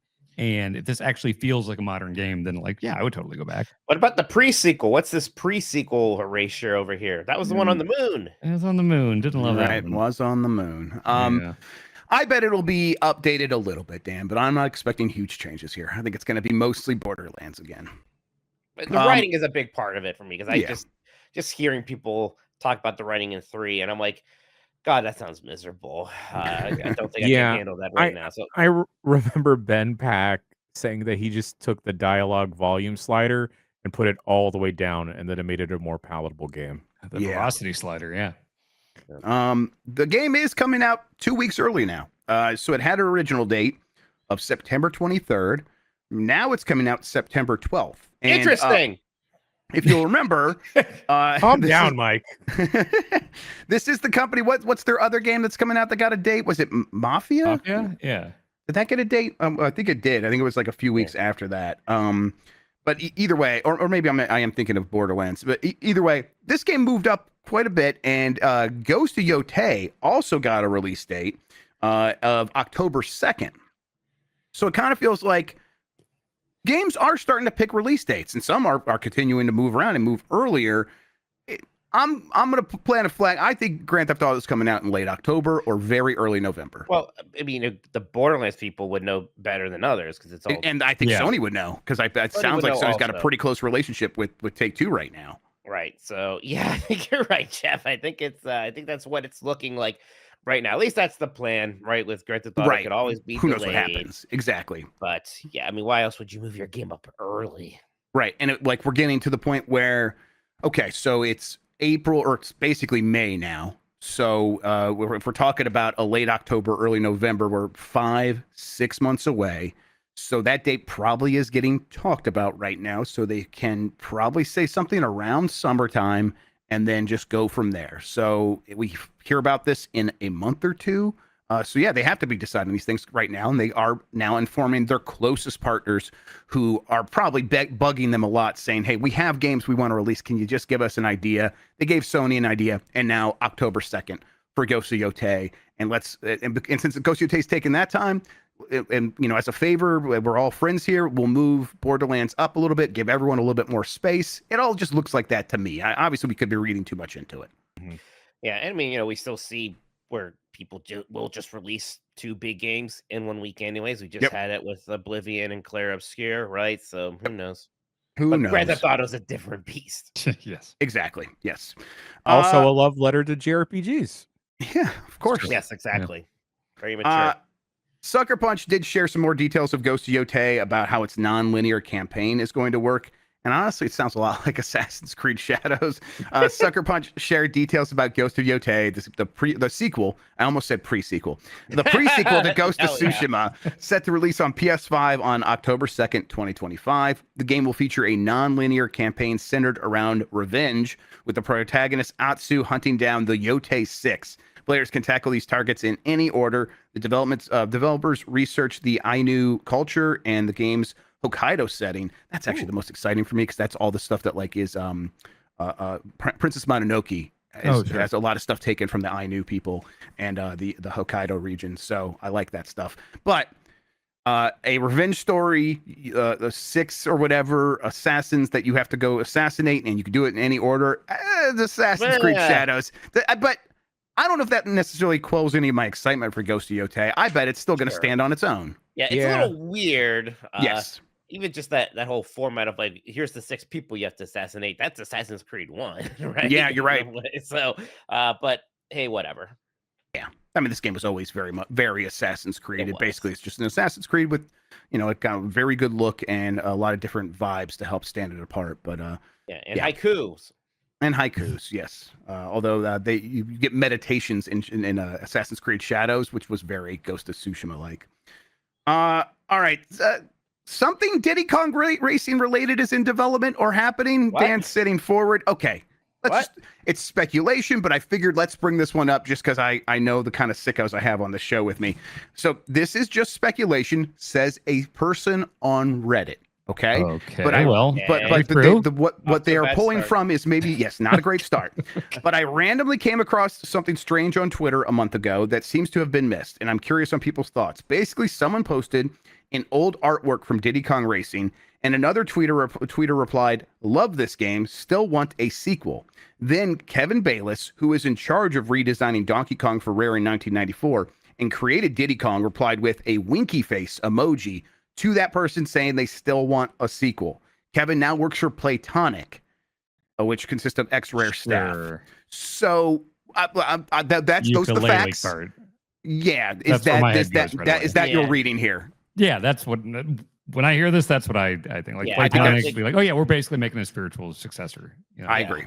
I mean, it'd be cool if it was like, oh, Nintendo's reaching out to Playtonic to like make Diddy Kong Racing 2. But they have some racing games coming out. Yeah, they already have 2. They should. That'd be hilarious. We should just get this. We should get the new F-Zero all in year 1. There's Kirby Air Riders too. Exactly. Yeah. So there's all plenty of. That's. They did the Banjo-Kazooie spiritual successor, and then they did the like Donkey Kong Country like side scroller spiritual successor. Yeah. That makes sense that they would move on to Diddy Kong Racing. Yeah. I think that's what's happening here, and like it might be very good. It's just their track record's a little spotty. I'm glad that they actually are going back to ukulele. They're doing that kind of remastered version. Ukulele. Yuka. Yeah. Is that what they're calling it? Yes. Yeah. Blow a whistle, please. Ukulele. I'll say it. I don't care who hears me. Oh my God. We only get one of those. You know what? Fuck PG-13. I should have done it first. Yeah, I should have done it first. I should have done it first. I should have done it first. I was waiting for my spot. I was waiting for my spot, and I effing blew it. And now I can't say what I want to say. I have to say effing blew it. F. Just stop saying the letter. I can't phonetically start it. Stop. It's too suggestive. What about like lame sci-fi versions of it? Can I say frack? Yeah, you need to stop talking, Mike. Jan, here's Mike. All right. Flark! He's going to start talking about Emma Frost soon. No! Oblivion clears 4 million players and shatters Elder Scrolls Steam record. The game's doing very well. 4 million players. Of course, it is also on Game Pass. It's another one where it's like the fact that it's got like several hundred thousand. It was 170, 180,000 concurrents on Steam. Meanwhile, people could also be playing it on Game Pass. It really just did hit very hard, and I continue to be surprised that this has been a game that has not had some sort of backlash associated with it. People just generally seem pretty happy with this. Like, oh, they did a good job. No complaints. So. Yeah, I mean, you're hearing like the digital foundries and whatnot talk about some of the tech issues and like the art changes, but most people don't really seem to care. People are generally just happy to have this remaster, have an excuse to play this game again. I think there are a lot of people who maybe jumped in on the series. Penny, please. Jumped in on the series with Skyrim, who are like experienced for the first time. For them, it's like, oh, hey, look, basically a new Outer Scrolls is out right now. And before this, we were still in. It's going to be forever till Outer Scrolls 6 happens. So it's a nice surprise for a lot of people. It really does also feel like the game, like this is something we talk about internally a lot of times. Like there hasn't been something like an Elden Ring this year or anything like that. That's really just captured everything. Now, Expedition 33 seems like it's turning into that, but Oblivion out of the gate was that, where it's like every third post I was seeing on social media was a reference to the game, and usually some end joke for people who had played the game with like 100,000 likes or something along those lines. People like just, oh, they left in that thing where the voice actress like did a second take of the line, right? Or there's like, here's the like I think GameSpot did one where like, here's like an ugly character we created, you should share yours, and like just 100,000 thing, right? Yeah, exactly. So these games still can hit. If anybody was worrying about maybe like, oh, by the time Elder Scrolls 6 comes out, will people care about the series anymore? I don't think that's an issue. I think this is a very smart thing because it's keeping interest alive in it. It's why I'm sure we're going to be seeing the same thing for Fallout 3. I wouldn't be shocked if they just go back and do this tomorrow and still get that finished before we see Elder Scrolls 6. This is a smart thing to do. And do you think if they do this method for Elder Scrolls 6 for a new game using the creation engine 2 underneath Unreal Engine 5 visuals that can work, because that seems like a completely viable thing to me. It does. Like I said, it's heavy, right? Because that's Yes. why this game it's very big file size, and it does have some tech issues. Yeah, Unreal Engine 5 open world games have never really been smooth, and not one of them. So I mean, a lot of modern engine open world games are, right? I mean, yes, true. The RE engine's been having the same thing where, wow, it looks really great when you're making these kind of corridor, more linear single player games, and you open it up and it's not looking quite as smooth anymore. Would you say horror door? Horror games? Yeah. No. Oh, no, I'll blow the whistle on that. If you keep that. God, I wish I had my F-bomb. God, I wish I had it. Nope. I'm sorry. I should have saved it. You're right. We need it now more than ever. All right. Resident Evil 4 remake. Can we get one an hour? No. That's not how it works. Okay. Well, what if we like 90s WWE, we have Raw's War, then we have the War Zone as a second show. If there is pyro separating the ad break segments, then yes. All right, I'll be right back. I got some fireworks in the garage. Yeah. Oh, yeah. We need to record that, Chan. Just a warehouse exploding and dogs barking. Yeah, that'd be Mike great. walking in. It's Penny barking. Oh, that sounds incredible. We mentioned this. Expedition 33 has passed 1 million copies shipped. That doesn't include people who got it on Game Pass. So very well done. Right. And you glossed over the Expedition or the Resident Evil thing. Oh, I see. You glossed over Clair Obscur first. My bad. Yes, we're going Resident Evil now. Resident Evil 4 Remake is the fastest in the series to reach 10 million sales, according to Capcom. That's pretty impressive. They put out a video to celebrate this, and people noticed that there's a new sign. Like they showed like the burlap sack guy, I can't remember his name, playing his chainsaw like a guitar. And he's doing it in that little area, the opening area of Resident Evil 4, and the camera's sort of backing up, and there's a sign that's not in the original game, or it's a modified version of that sign, where is like the cross sign, like tell you like, oh, here's the two roads intersecting one another, and then there's another sign underneath that when you look at it, when you tilt your head, because again, this isn't in the original game, so why is it here? You tilt your head, it looks a lot like the Roman numeral 9. And people are saying that they are teasing Resident Evil 9 in this video, which they've confirmed they're making that game. I think we're expecting to probably hear about that game, maybe even this year. That's not anywhere out of the realm of possibility. Coming out this year, that's pretty extreme. But hearing about it, that's kind of expected at this point. So Resident Evil 9, I'm ready to hop back in there for sure. I mean, maybe even as soon as Summer Game Fest, we hear about that. I'm very interested to see what it is. I've liked the remakes even more than the actual numbered Resident Evils lately.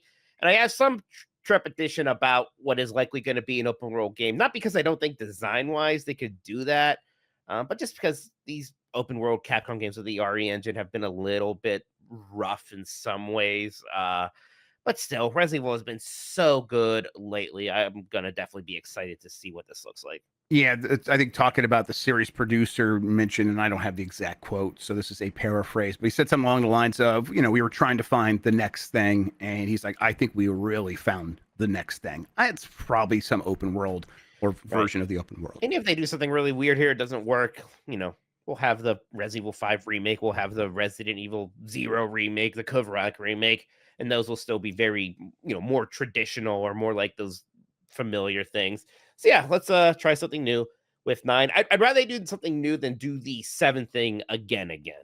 Yes, I think they're at a point where the franchise is hitting at such a good cadence with such confidence that if this game comes out and takes some chances, they'll have a lot of slack to work with, where people will be more forgiving because they can rely on the fact that they'll be getting a new remake soon after that, and they're not going to not stop making Resident Evil. So it's like, okay, well, they know that didn't work. They could try something else and go back in another I guess direction. Conversely, if it was just like, why don't we just take basically the mechanics of Resident Evil 2 remake or Resident Evil 4 remake and just make a new game with that would be pretty freaking good too. Oh yeah, just totally original. Yeah, but I think when you if they're gonna remake Resident Evil 0, they're gonna have a chance to do that for a game that most people have not played. Right, like the Resident Evil 0 and Code Veronica remakes, those are very much gonna basically be new games. Which they should be. You got to make some changes to 0.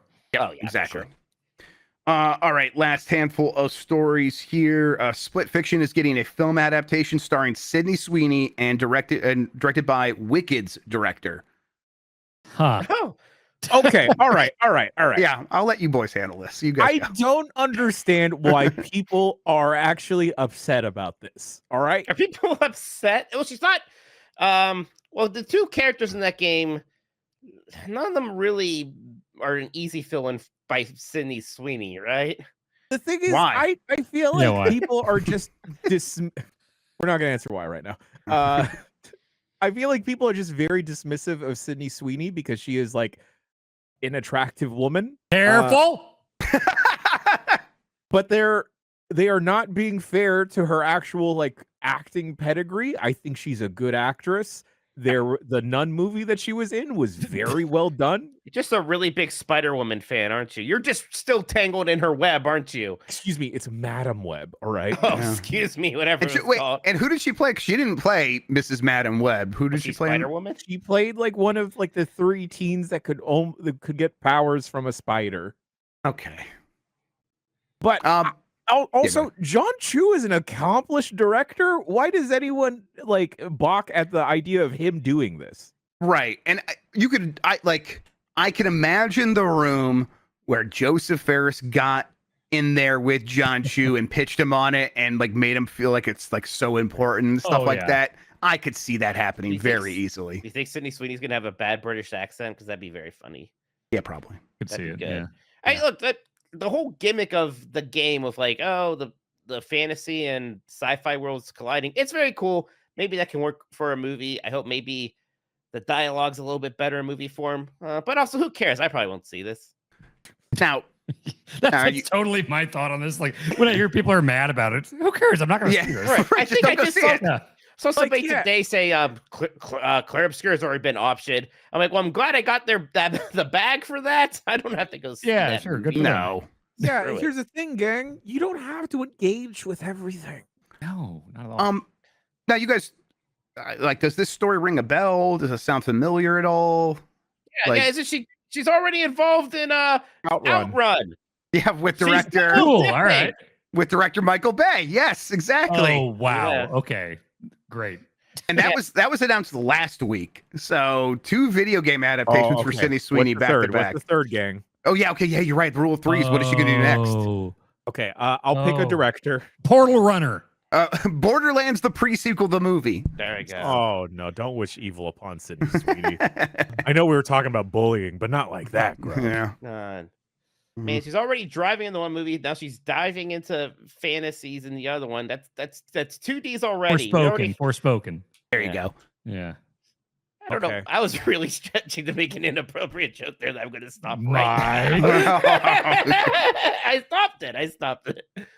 All right. Xbox is working on 3 new controllers, according to some rumors. It's reportedly developing 3 new controllers that include an enhanced basic model, a mid-range option, and a high-end elite, like an Elite Series 3 controller. The high-end controller may feature a direct-to-cloud Wi-Fi connection, which is kind of a standard thing for a lot of controllers these days, like because they want to be able to work on the cloud more easily to reduce lag.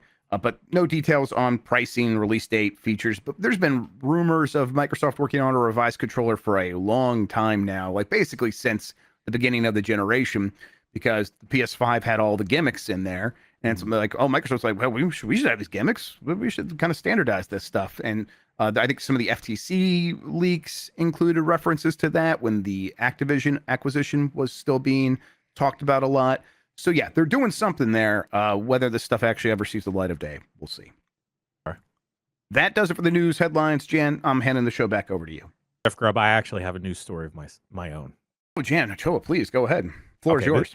This is news to me. Maybe this was announced earlier, but gang, did y'all know they're making a third Now You See Me movie?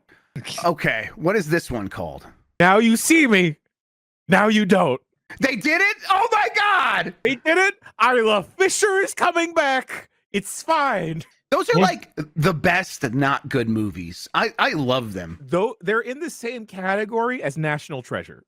Yeah. How dare you? Are they that good? My Mike, you haven't seen these. You would love these. You know what? Just watch the Leo Vader did a video on him that's very popular. I've just only watch seen that. Leo's video. Yeah. Yeah, that's all that matters. Yeah, you'll be good. And then you can go to the theater and watch it with us, Mike. Mike, I really like National Treasure. Summer Game Fest. We'll rent out a theater and we'll have a double feature, bud. We're gonna be so busy at Summer Game Fest. Yeah. Money in the Bank's in town too during that. Yeah, exactly. And we'll all be getting our Switch 2s. Yeah. Nikki's grandma. Yeah. Yeah. Yeah. All right, gang. We're gonna be back with emails right after this quick breaky break. Now you see us. Now you don't. Dan? Yeah, I just had to ask. Have you guys been watching the Rehearsal season 2? Oh yeah. I have I've told you a hard time just watching things deal with real people. So, but I want to watch these things, but I get it affects I me have no emotionally. interest. Cool. Grubb, I feel the same exact way. I couldn't click with Nathan for you just because it involved real people too often. But this, oh my God. It sounds like less about putting people in awkward situations and more about just this really insane thesis he has and problem he's trying to solve in the weirdest possible ways. Right. I've never seen anything like it, and I'm including the first season, which I love too. Yeah. Like I definitely my problem is like almost like a toxic empathy that becomes like like that thing where people are like, oh, that gives me cringe and I can't handle it, and that's very childish. So I want to get above that and beyond it. This, like, when people describe the Rehearsal, it sounds like a masterwork. It sounds like a towering achievement. So it like is one of the most fascinating things I've ever seen on. Should I go watch Rehearsal season 1? What is It's definitely not related season 1 and season 2, but I think season 1 is incredible. Okay, I will start it and I'll see what I can do. Okay. Describe it for Mike real quick. Bianca and I were watching the last episode. We're like, this is an impossible show to describe. Basically, Jan, jump in if you want to hear, but like, he's trying to solve plane crashes in this season by working on getting pilots and co-pilots to communicate better. So he's created unbelievably elaborate recreations of like the Houston airport with like functioning Panda Expresses and stuff in it, and then trying to put pilots and co-pilots in all these social experiments to like figure out how to make co-pilots okay with speaking up with their pilots. This is a weird thing to describe. Okay, Mike, to just make it to scale it back a bit, Nathan Fielder puts himself and other people in situations where before he actually goes ahead and has the actual interaction, he has multiple rehearsal spaces. Yeah, so people can like try the thing out, but it's more elaborate than you could ever possibly imagine. It is, as someone who's like, elaborate, stupid things are maybe my favorite thing. I have never seen anything so elaborate and stupid in this show. He is like actively Truman showing himself and other people. Is that really the main thing causing the plane crashes? Is the bad communication between two people? Like Nathan Fielder doesn't necessarily understand what's causing it. He's just trying to deal with his own anxieties about flying, and he's like, maybe this will make me feel better. I just think he doesn't even talk about being anxious about flying. He's just like, this is a problem. And he talks to experts. He talks to like this guy that like 2 US presidents put in charge of like researching plane crashes. I think it's him trying to do like a good thing through his own insane methods. Okay. Yeah. Well, I still probably won't watch that. Cool. It's my favorite. I don't watch it. Is it becoming an obnoxious personality trait? You could just tell me. I'm sorry, I don't watch TV. I think if you were like, I don't even own a TV, that kind of person, you're pretty close though. Yeah, I know. Emails. Bombcast@giantbomb.com is the email address to send your emails to. Send Mike Minotti your favorite shows and then he'll grade them. Yeah, I would love to do that. The one I just heard described to me sounds like a pretty solid C. Oh, Mike Minotti. I love this. I wanted this on every email segment for the next couple of weeks. Dan, I've never recommended the TV show to Mike ever. No. I think you would love this. Dan, I guess like the plot twist of the new focus in that last episode is insane. Of like, you want to call out this streaming service for this? Oh my God. Yes. Okay. Do we even tease what that was? Okay, I'll just tease this. In the thing I just told you about, All right. somehow turns into, by the end of the second episode, him trying to create the headquarters of Paramount Plus Germany because they took one of his Nathan For You episodes off the streaming service because of concerns about anti-Semitism, despite him being Jewish. And so he recreates the Paramount Plus Germany headquarters to be like a Nazi war hall. And like active like Nazi marches happening outside the window, and they're all wearing Paramount Plus blue armbands. And this show is on Paramount Plus? No, it's on HBO. That makes more sense. Okay, maybe it's a B. It's ridiculous. This huge hall with like all these like war like pushing the pieces around, but it's all about Paramount Plus. I love Germany. I love like hearing Mike's immediate reaction and the grade moving around. This is a great bit. It's incredible. It sounds like they do not have a PG-13 referee over there. No. Weird. Oh my God. Yeah, because like now anytime anyone sees Nathan Fielder out and about, they just assume like, oh, he's doing something for the rehearsal. Mm-hmm. Or his other show on Showtime with Emma Stone. Oh, that was incredible too. Like you said Emma, I got worried. Okay, Stone, that's fine. Now. The pilot that got banned off 5 dating apps and couldn't explain why. Oh my God. What do you mean he couldn't explain why? Well, that's the thing. He ended up like they have him talking to these. He makes a fake bar and makes it so all these pilots and co-pilots talk. Yeah. And this one guy comes in, he's this pilot, and he's clearly first he says like, "Where's all the female co-pilots? Where's like?" He just immediately reeks of douchebag. And so Nathan starts talking to him and he's like, well, yeah, you got to be careful when you're talking to like females these days because you never know, you're going to say something they're going to get offended or something. And then he just starts talking about like, yeah, I've been banned from like every dating app, like 5 dating apps. And he's like, and why? Instagram. Like, they don't tell you why you got banned. It's just for no reason. And you got banned from Instagram. It's like, okay, this guy's clearly a giant douchebag. There might be a reason. It's dick pics. We get it. Come on. Oh no. I was just reporting the news. Okay. Okay. All right. First email comes from Brock from Toronto, Ontario in Canada. Hey bombers. I collect limited edition Xbox controllers. I know I'm not the only one who collects Xbox controllers, but there are people who think it's a waste of time and money. What is something that you collect that some people find is just a waste of time and money? Amiibos. Yeah, I've got a lot of video games. I have a lot of Tiki mugs now. I slowed down on that a bit, but I'm about to go to Disney World. I think they're going to have some special ones for Star Wars Day, right? So I might be getting some more enamel cups that I don't actually drink out of, but place on display like a douchebag instead. And ironically, that has also gotten you banned off of all the dating apps and Instagram. Let's not talk about his Tiki mug. I'm like, you want to see my Disney Tiki collection? And somehow they think that's a euphemism. Jan, is that a Switch Stanley? Hell yeah, baby. That's pretty nice. I like that. At GDC last year, they were giving goodie bags at the Nintendo press event. And then I thought like, oh, it's just going to be like a tote bag and stickers. And then I get home and pull out this bad boy. I'm like, that's pretty. My kid she's 8. She came home from school asking, can I have a Stanley? Oh, I'm like, kids love them. Yeah, they love them Stanley apparently. Cups. Yeah. It's weird. I didn't care about cups when I was a kid. No, I didn't at all.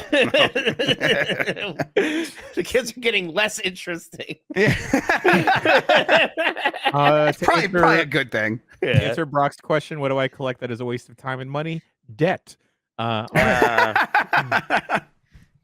Next email comes from Sam in Erie, Pennsylvania. Wait, Salmon or Sam who is in this place? Sam who is in. Sam. Or originates from. Can I call him Salmon? Salmon Rushdie. Can I imagine he's a fish? You can do whatever you want, Grubb. I'm not in charge. What's this fish what? Yeah, tell us what the fish said. Or popping us. All right. It was just like, me and Mike are having our own thing over here. Sorry about it. Yeah, we're doing a different thing over here. Sorry, this everybody. Is why you shouldn't drink on the show. I just had a sip just then. You're right. It's a dangerous thing that we don't glamorize. Bomberinos, it's pretty clear, Claire, to me that this might be the most French game ever. They're talking about Clair Obscur. They literally beret, striped shirt, baguette, wielding costumes you have to fight mimes to collect. I'm not sure how you get more aggressively French. Are there any other games you can think of that lean so hard into cultures like this? I know games like Raji and Venba lean into culture to further the story, but this is more like, yo, this game is French. Have a croissant. Shut up. Salmon in Erie, Pennsylvania. You say, fish in France is poisson. I know that because of that song from Little Mermaid. They poisson, they poisson. I'll get that on the soundboard. Yeah, thank you, Dan. Disney, come on. It's okay for Disney. That The multi-purpose whistle. No, it's PG-13 to PG, not G. Don't go down all the way down to low. G. Yeah, too low. Gotcha. What was that? That T'Challa, or whatever. That game Chia. Chia. Yeah, that's a good one. Yeah. She was good. Yeah. What island nation was that? It's very small. Okay, one. well, you don't have to ask that question because now I don't know it and I'm ashamed. So I didn't play it, so I have an excuse for not knowing it. All right, let me see. Yeah, Chia. That one was like very much wearing its culture.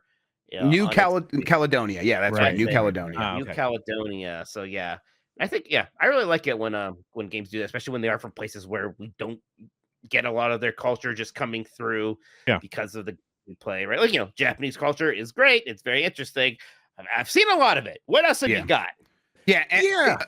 I think we get a lot of stuff that's like can be steeped in subcultures, like or even like those games like that Psycho Patrol R game or some other stuff like that, where it's like we're just going to be aggressively in your face with non-aesthetic shit, and we're going to just pelt your eyeballs with bad polygons and abrasive colors. And we're gonna, outlaw. Yeah. And we're going to do that like with it. The point is to like completely steep you in that aggressiveness. But, that's subculture stuff and not necessarily the exact same thing here. But I play a lot of stuff like that. And there isn't a ton of stuff that's like going to be, we're the French game. We're going to be very French or Chia. Those are kind of few and far between. Even like Assassin's Creed, like the ones where, it was like in France is more interesting to me than the Viking one was rough. I was like, oh god, we get a lot of Norse stuff already, video games, and now it's the Vikings in England. I'm like, this stuff is so super familiar. Vikings in England. they got Vikings in England. There's Vikings everywhere. Yeah, you two are having too much fun with each other. Jeff, we got another show today. The Tide Dogs is going to be wild tonight. Let's go. Everyone show up for that. I'm in pre-Disney drunk right now. That's why I'm so excited for you. I was telling Steph about Mike's going to Disney, and she's like, why isn't he bringing us? Can Mike adopt us? Steph loves you, by the way. She was going on and on about you last night. I'm like, yeah, and where he's going to go, and he's going to have fun, and we're all going to be happy for him. That's right. You didn't invite. Hey, I didn't bring me when you guys went. I told her that. I'm like, yeah, we messed up. Well, next time. I'll fix it. To answer the emailer, Tales of Kanzara Zhao is another game. Oh yeah, good call. Afrofuturism. What is the gosh? It is like that very framey first-person soccer game. Despelote. Despelote or Despelote? Yeah, I think Despelote is right. Despelote, yeah. That is out soon. I'll be able to talk about it next week, I think. What's the most Australian game in the world? Mad Max? That's like such its own thing now. But I know it's Australia for sure. Like, I want the Crocodile Dundee of video games. Hi, the Tasmanian Tiger? Okay, that's better. Oh, I think you got something there. You got something there. I should play those games. Okay, I like it. All right, gang. This is a quick email. They say not for podcast. Well, I'm just going to read it anyway. Hi, Jan. I adored how cozy your apartment was with all the plants from the weekend dishwashing stream. I'm a single dude in his mid-30s, interested in getting indoor plants, but I'm wary of bugs. I was absolutely amazed at all the diverse houseplants and how you knew all of them. The Regal Shield was beautiful. I was curious if you have any references for how you got into it, websites, reading materials with tips on plant types, and how to appropriately get and maintain plants indoors. Thank you, Manish. Yo, dog. Here's 3 easy plants to get into. 1, get a Monstera. Monsteras, they like a lot of light, and they grow from neglect, just like me. If you have like an east-facing window, they're good there. This one, Mike, guess what? My partner and I called this Mickey Mouse. Mitch the Monstera. Oh, that's pretty good too. And then go get a pothos, any kind of pothos. Those are also plants that you can just forget to water for a month, and then you'll have an obscene amount of growth. And then get yourself a good old snake plant. Snake plants, stick them in the bathroom. You're good. That's enough humidity. And you really aren't like obsessing over taking care of these things and they stay alive? Because every houseplant I get dies. Grubb, do you have enough like sunlight, or they have too much sunlight? It's Ohio. There's not enough. Yeah. I mean, that's a great question, Jan. I wish that there was an adult here to answer it for you, but they're just fucking like a pothos, as long as you water it. There's also self-watering pots. I don't really. I've seen those. Yeah, it's pots can't water themselves. It's a natural. This is the guy with the robot lawnmower. Yeah. I am holding back from talking about the robot lawnmower. I love my robot lawnmower. It's like a droid. People? Yeah, I call it Peepo. Yeah. Just during this show, I went outside to take Penny out during a break, and there was a guy mowing my grass. And I'm like, that's nice, but I kind of feel like a bit of a caveman now. with this robot. All right, gang. Let's speed through some emails there. Shouts out to everyone who sent in an email. Thank you. Apologies if you don't read it on the show, but I appreciate them. You can send them at bombcast@giantbomb.com. Also, to continue answering Manisha's question, honestly, go to TikTok, and I know that people groan when they say like, "Oh, I've learned so many things on TikTok. It's great." But like plant care, there's a lot of plant care there, especially if you want to go for like a specific type of plant. Do not get a fiddly fig. Those are finicky. Yeah, come on, everybody. What are we doing here if we were thinking about getting fiddly figs? Obviously, don't do that. God, he's such a fiddly fig fuddy-duddy. Honestly, you know what? Blow the whistle. That one felt too close. That's yeah. I get it. He's talking about putting a snake plant in the bathroom. He didn't get whistled, but I get it for fiddly. I am literally talking about a snake plant. Simon from Saskatchewan has provided us a lot of interesting trivia over the last couple of weeks, and they continue their streak with Kleenex. Hello, Bombcast. Kleenex were originally invented as a paper filter for gas masks in World War I. Oh. They were then over time used as a replacement for unhygienic handkerchiefs. A Canadian spin on it that we used to be able to buy, brand name Kleenex, but as of a few years ago, they are banned in Canada due to what the company calls complexities. About to have to blow the whistle on myself here.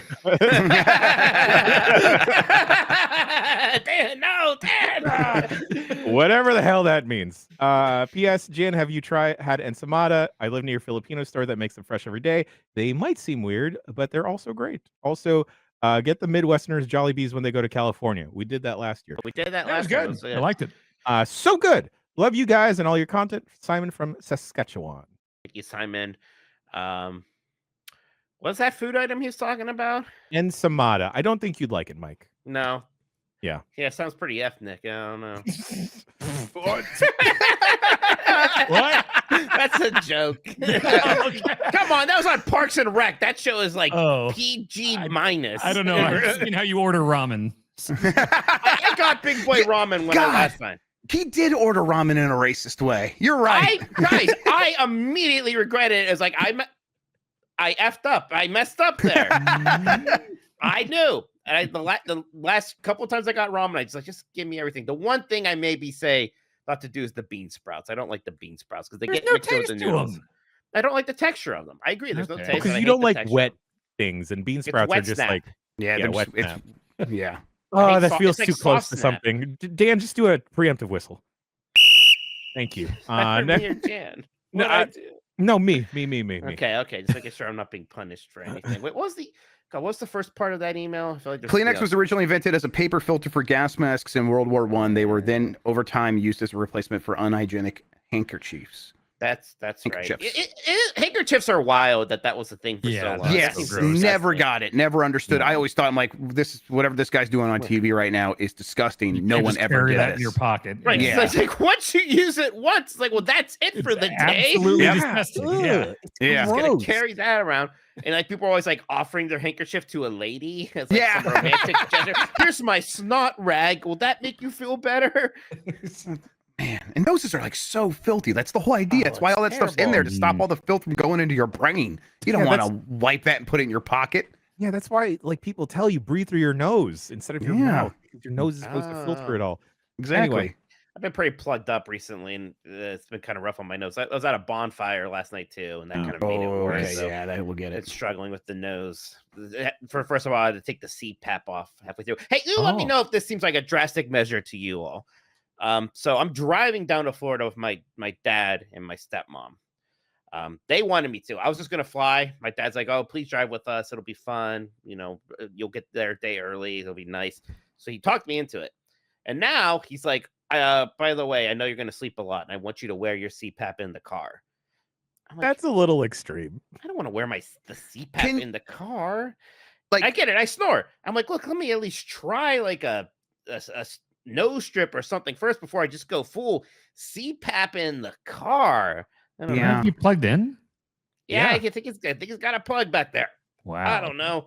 Dr. Dad works in mysterious ways.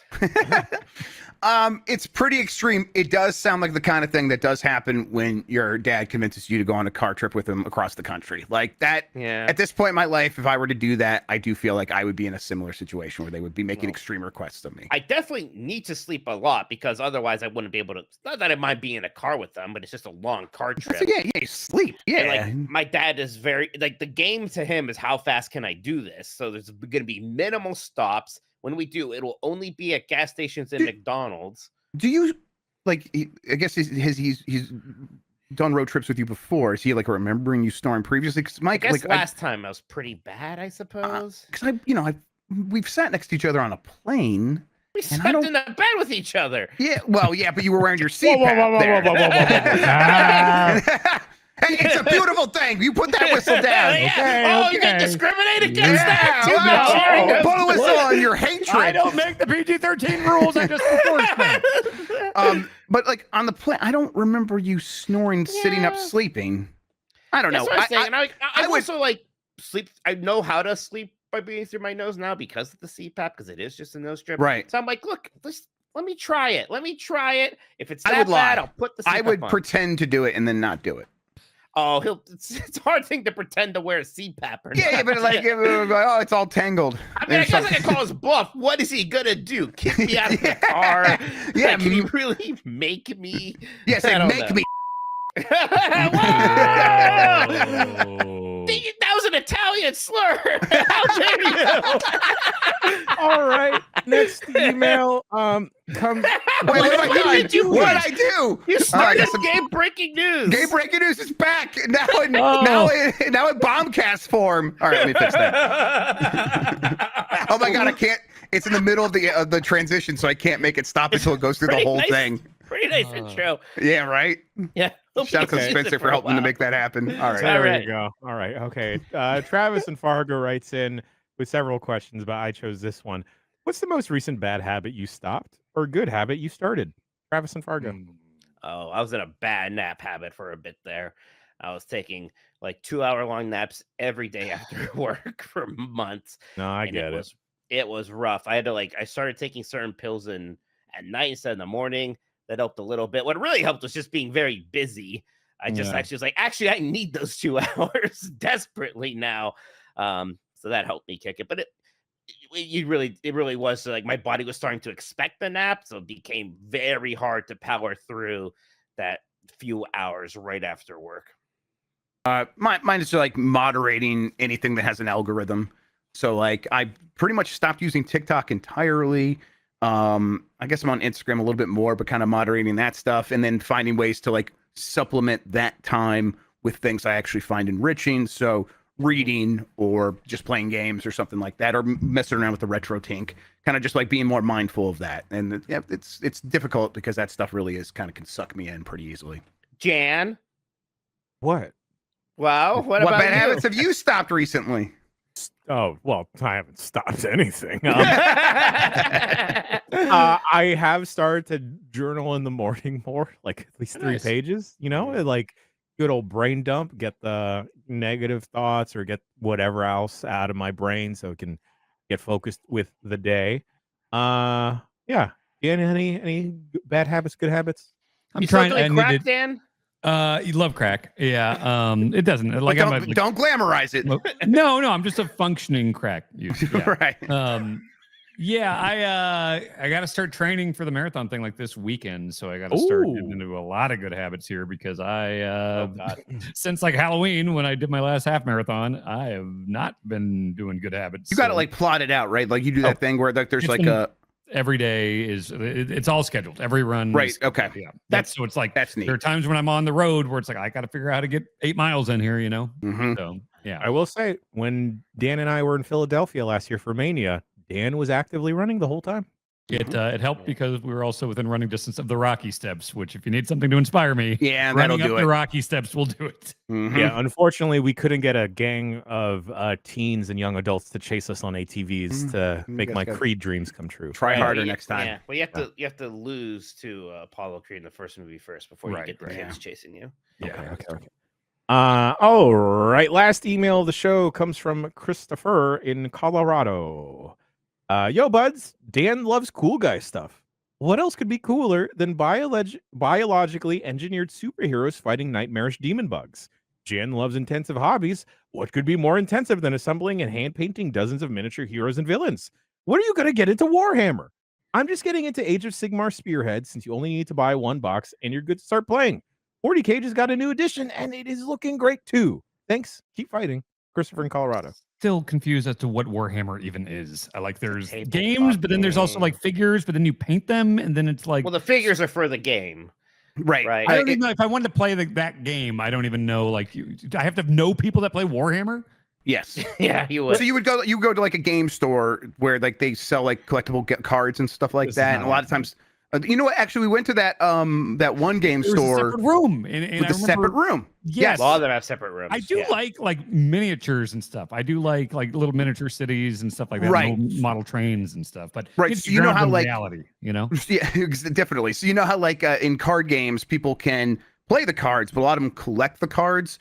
The tabletop miniature stuff is similar, where it's like a lot of people are playing the game, but they like collecting the miniatures and painting them and customizing them, making them their own. That's part of the hobby that is separate from playing the game, but a lot of them then take that and go do have a weekend where they're like, I'm going to go to the game shop, the hobby shop, and play a game with my friends or with strangers or something like that.